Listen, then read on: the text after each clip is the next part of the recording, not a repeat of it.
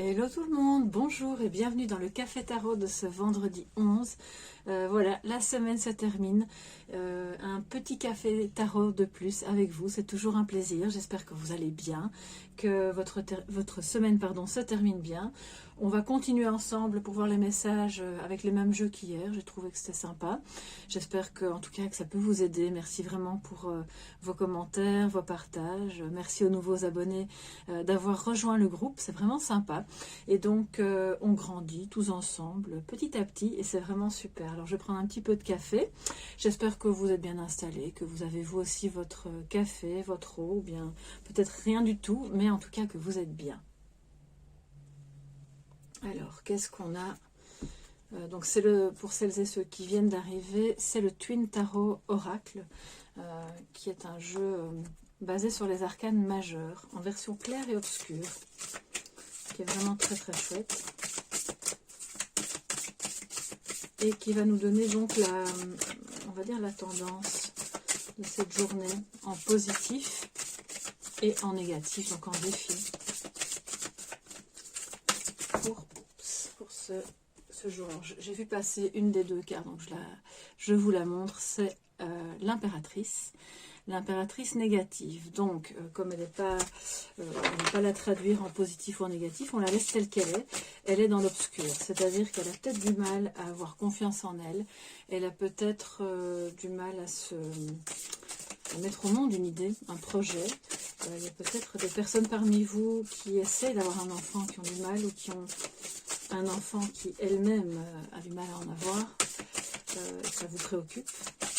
C'est une impératrice qui n'est pas très sympathique, hein, d'accord? Donc il y a peut-être un peu de froideur avec quelqu'un de votre entourage, avec une femme un petit peu, alors c'est un peu bizarre à dire, mais dominante, mais pas sûre d'elle, vous voyez? Enfin voilà, je crois qu'on se comprend, hein, on a tous plus ou moins connu ce genre de personnes. Alors, en positif, nous avons l'ermite clair en plus, l'ermite lumineux, celui qui guérit, celui qui avance sur son chemin, qui n'a pas peur d'être un petit peu seul un temps, qui fait ce qu'il a à faire pour se sentir mieux, pour aussi peut-être guider les autres. Donc ça veut dire que pour celles et ceux qui sont en thérapie, vous avancez bien, vous êtes occupés à progresser, vos blessures, même si vous n'en avez pas conscience encore complètement, sont en train de se refermer, de se panser. Peut-être que vous avez des prises de conscience par rapport à vos comportements, au comportement des autres, et que vous y voyez plus clair. Peut-être que vous avez été à un moment donné comme forcé de vous retrouver seul, et que finalement vous vous rendez compte que c'était bien. C'est ce qui vous a justement permis d'avancer et de progresser, soit dans votre bien-être émotionnel, suite à une rupture, au fait de s'être éloigné ou d'avoir déménagé, ou peu importe, soit donc vous avez avancé dans vos blessures, soit dans un projet, d'accord? Donc là, c'est peut-être un projet qui demandait justement beaucoup de ressources intérieures et qu'il vous a fallu travailler sur vous pour avancer dans la confiance en vous. Et on l'a vu avec l'impératrice, elle n'est pas encore au top, mais ça progresse, donc c'est très très bien. Ça veut dire aussi que pour celles et ceux qui se sentaient isolés, et que si c'est pas votre tasse de thé d'être seul et que vous avez un tempérament à avoir besoin justement d'être plus au contact, eh bien c'est une journée où justement vous aurez des occasions de, entre guillemets, sortir de votre grotte et d'être au contact des autres avec une énergie, vraiment une énergie très sage, voilà, une énergie bienveillante, une énergie du guide, voilà. En gros, c'est ça, donc c'est vraiment très bien. Ça peut aussi vouloir dire que si c'est pas vous, c'est une personne de votre entourage qui peut vous guider, qui peut vous aider à vous guérir de quelque chose. En négatif, nous avons la transformation, c'est-à-dire l'arcane sans nom, quoi, en bref, par rapport au tarot. Et c'est la version claire, donc je pense que c'est quand même pas si négatif que ça. Mais vous avez encore ce défi de devoir avancer vers votre propre transformation. En même temps, on voit bien que vous êtes en bon chemin, d'accord? Vous êtes occupé à réaliser plein de choses, vous comprenez mieux pourquoi dans votre passé il y a eu des ruptures. Alors j'entends maltraitance aussi, je m'excuse, hein, je dis les mots qui passent. Ça peut être dans l'enfance, comme avec un conjoint, où vous vous êtes senti en tout cas malmené, voilà. Et il y a des deuils à faire. C'est pas encore terminé. Cet ermite ici qui sort progressivement de sa grotte, c'est un peu vous. Mais vous êtes encore occupé à peut-être faire votre deuil de quelqu'un qui est décédé, que vous avez beaucoup aimé. Votre deuil d'un travail, d'une situation, parce que cette transformation est nécessaire, ou alors elle vous a été imposée, vous n'étiez pas d'accord, mais c'est là, et vous n'avez pas d'autre choix que d'avancer vers cette lumière. Alors ici, on ne voit pas. Ah si, il y a des papillons aussi. Oui, dans la plupart des cartes de l'arcane sans nom, enfin en tout cas de la mort dans le tarot de Rider-Waite, là on a des papillons. Et sur le côté, vous pouvez voir qu'il y a des papillons aussi.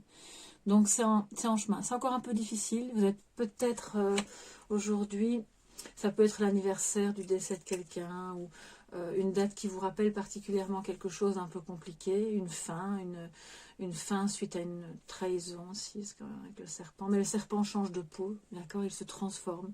Donc ça se fait pas sans douleur, mais vous êtes occupé à guérir, d'accord. Donc n'ayez pas peur, c'est vraiment quelque chose de... Je ne vais pas dire que c'est acquis, mais vous êtes déjà bien loin dans le processus, de ce que je ressens par rapport, bien sûr, toujours à l'énergie d'une communauté. Hein. On n'est pas sur une guidance individuelle, donc on va compléter maintenant avec l'oracle du souffle d'or, pardon, les 3 cheveux d'or, aux éditions Le Souffle d'Or, voilà, qui est donc un oracle en développement personnel que j'aime beaucoup, pour compléter les énergies de cette journée, de ce vendredi. Un petit coup de café, voilà.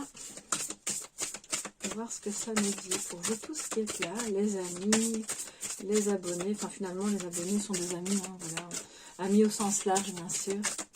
Parce que je pense que des vrais amis, vous et moi, on peut les compter sur les doigts de l'une main.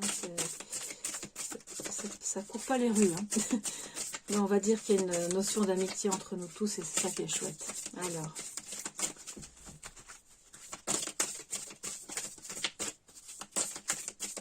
les messages complémentaires pour cette journée.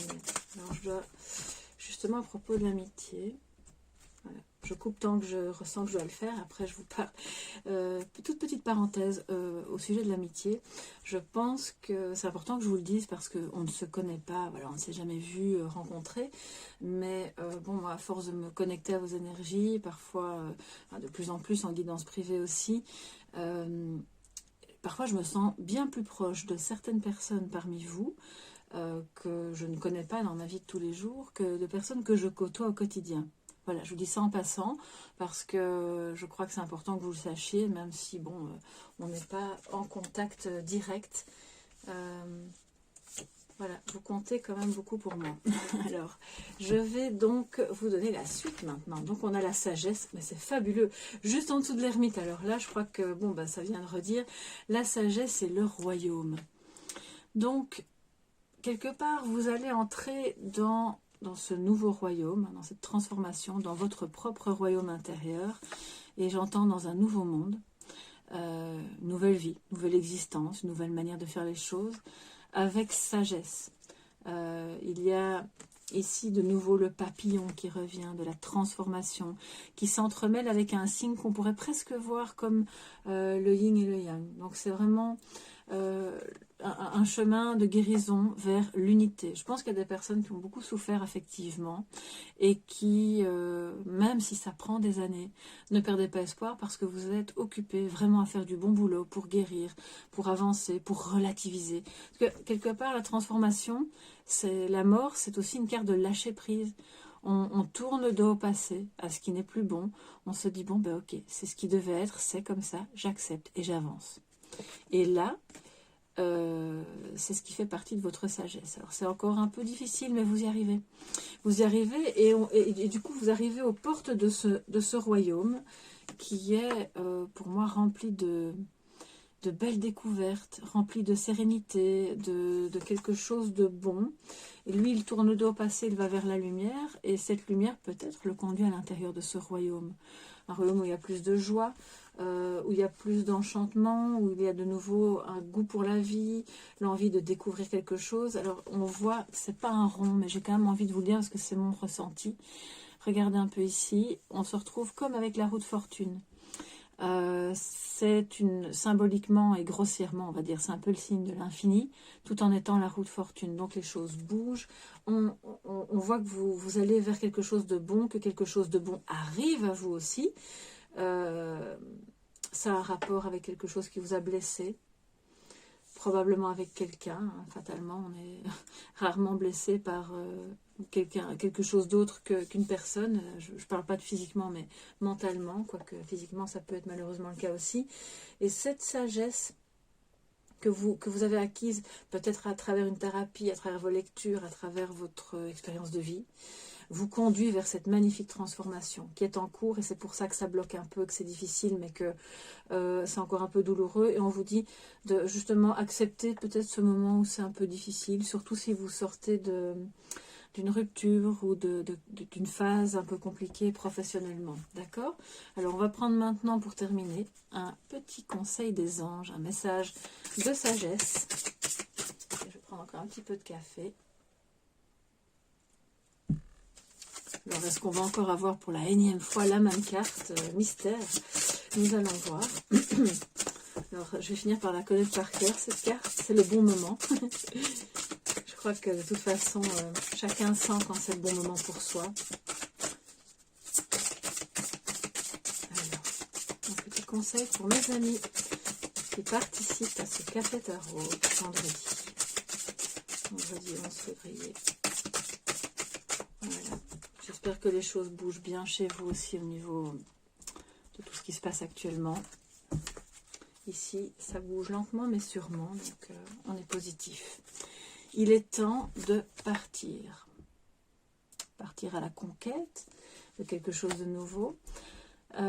Partir à la conquête de vous-même, de vous éloigner, justement, comme le fait ce personnage, hein, il s'éloigne. Peut-être par un vrai éloignement géographique de ce qui n'est plus bon pour lui. Il va vers de nouveaux horizons. Ça ne veut pas dire qu'il occulte ce qui s'est passé avant, hein, mais bon, on va voir ce que nous dit cet ange. Alors, il est temps de partir. Le soleil se lève et se couche tous les jours, et il en est de même pour les chemins de la vie. Voyez la beauté de chacun de vos crépuscules, et sachez que demain, une nouvelle aube se lèvera.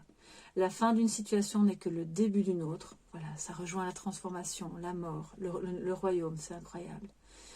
Le début d'une autre. Et nous sommes à vos côtés pour traverser toutes les phases et les cycles de votre vie. Donc effectivement, vous voyez, hein, je ressentais cette notion de cycle, ça bouge, ça tourne. L'abondance revient, lentement certes, mais sûrement. Que ce soit à nos niveaux individuels qu'au niveau collectif et mondial aussi. Donc, faites encore une fois ce que vous jugez bon pour vous.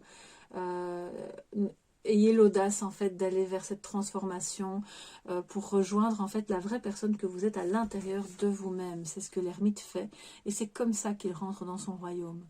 Finalement, c'est la conscience. Voilà. Oh là là, c'est vraiment assez fort aujourd'hui. J'espère que ça vous a plu autant qu'à moi et que ça pourra vous accompagner au mieux pendant cette fin de semaine aussi.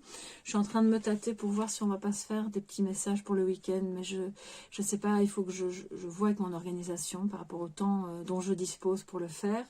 Parce que j'ai pas envie de bâcler non plus les choses, donc si je peux le faire, je vous le dirai. Ce sera avec grand plaisir de faire des petits messages tarot pour le week-end. En attendant, je vous fais de gros bisous, prenez bien soin de vous, passez un bon week-end, bon café si vous êtes encore occupé à le boire, et moi voilà, je vous dis au revoir et à lundi, bye bye.